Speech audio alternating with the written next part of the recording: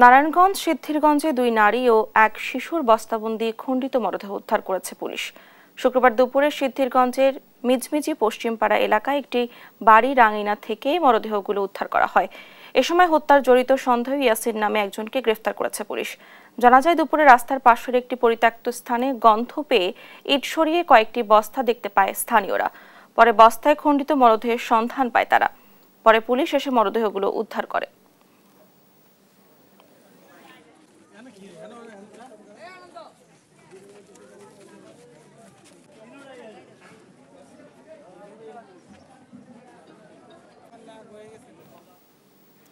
এ নিয়ে আলোচনাতে সরাসরি যুক্ত হচ্ছেন সহকর্মী বিলাল হোসেন।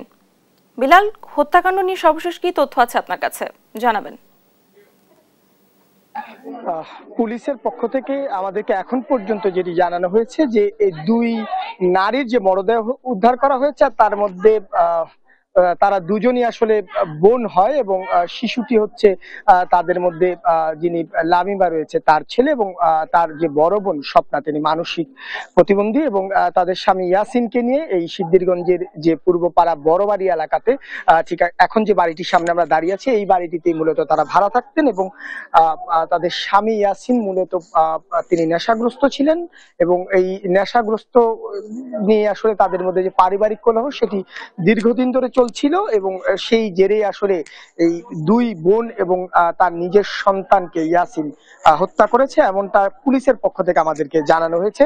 স্থানীয়দের সঙ্গে কথা বলে আমরা যেটি জানতে পেরেছি যে এই যে বাড়িটি রয়েছে বাড়িটি থেকে একেবারে বাড়িটির মূল ফটক অর্থাৎ গেটের কিছুটা বাইরে যে পরিত্যক্ত খালি জায়গাটি রয়েছে সেখানে থেকে মূলত এই 2 নারী এবং এক শিশুর যে মরদেহ সেটি উদ্ধার করা হয়। অর্থাৎ তাদের যে খণ্ডিত মরদেহগুলো রয়েছে অর্থাৎ 2 নারীর আসলে যে দেহ পা এবং মাথা সবকিছু একেবারে আলাদা করেই খণ্ডিত করে হত্যা করা হয় এবং শিশুটিকেও কিন্তু খণ্ডিত করা হয় এবং এই বাড়ির পাশেই যে এই পরিত্যক্ত জায়গাটি রয়েছে সেখানে পুঁতে রেখে এবং উপরে ইটের গুঁড়ো দিয়ে এগুলো কিন্তু দীর্ঘদিন ধরে ঢেকে রাখা হয়েছিল।